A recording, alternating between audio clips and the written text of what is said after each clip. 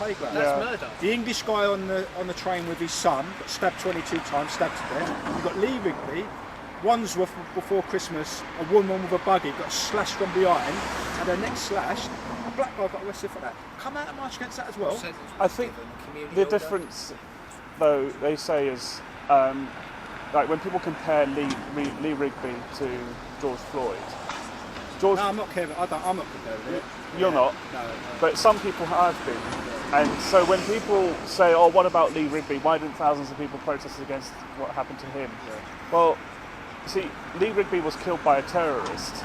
He wasn't held down on the ground and killed by someone who's meant to protect it. Yeah. So, but the people that killed Lee Rigby, there's more minded people with the same mentality, Anjem Choudhury, who are living in this country now, come out and protest against it. They call them extremists. To me, they're just, I ain't even got a name for them. They're just shit. They're cowards. They're brainwashed. They hate. They come here about. The first thing is about the war in Iraq. The war in Iraq. Apparently, we bring terrorism because of the war in Iraq. When some of these Muslims go into their own markets, their own mosques in their own country with bombs on their back and bomb their own men, women and children. I know it's sectarian. It's like we turn them into terrorists. This nice Muslim community, nice people, we turn them into terrorists. The legal war in Iraq was done by the war criminal, the left-wing war criminal Tony Blair.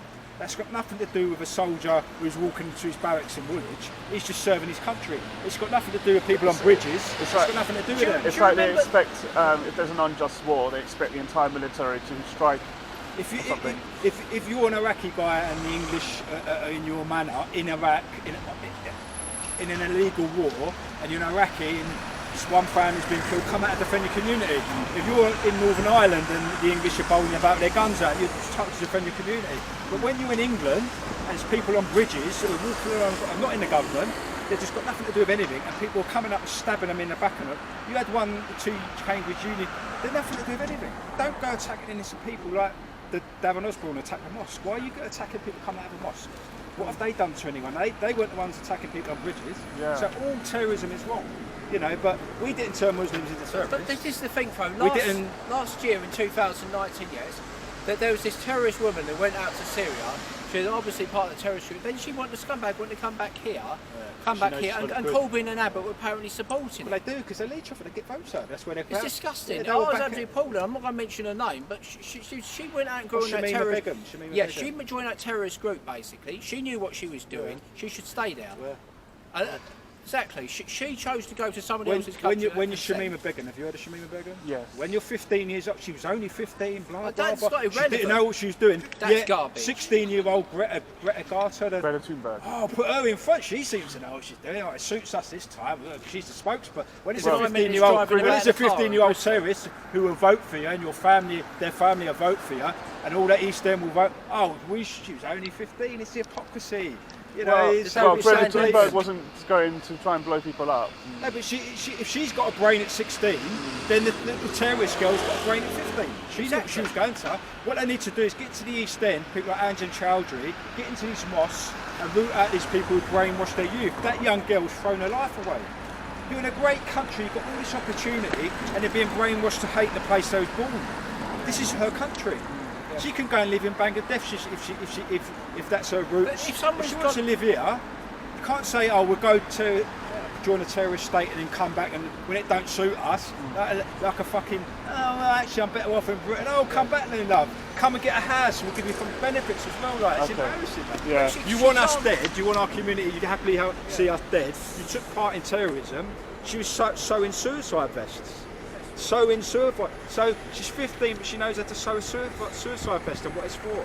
That's preparation for terrorism. To go and it's a preparatory act. Suicide vest is to kill other people. Yeah. It's a preparatory Just one final question. If you saw me speaking to the group over there first, would you agree to speak to me afterwards?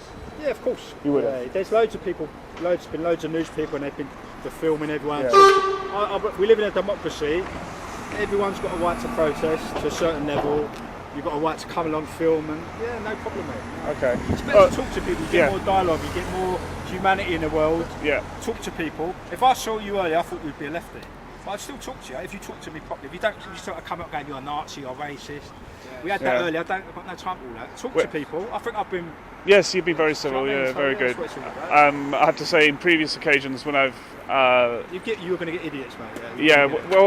Yeah, and to be honest, a bit of hostility from both sides. There was a Brexit march or demonstration.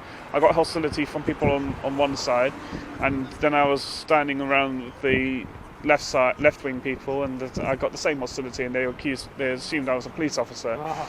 I've had all that off my own kind, mate. Yeah. See that guy walking over there? You see what he's got in his head? Oh yeah, oh, your kipper. Yeah, arguably the most persecuted community throughout history. Yes. Mm-hmm. And in my view, shamelessly, Jeremy Corbyn leeches off it with the Palestine issue. We know they're on someone else's land.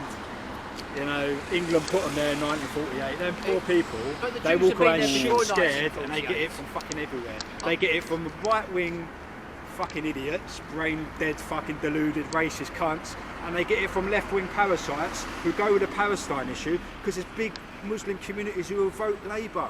Yeah, we'll go with the Palestine issue. Jeremy Corbyn is a parasite. He'll go with the IRA, he'll go again with Russia, wherever the votes are, mate. He ain't interested in Palestine, he's not from Palestine. So, you know, okay, that's one no to racism across the board. Them poor people, they walk around shit scared.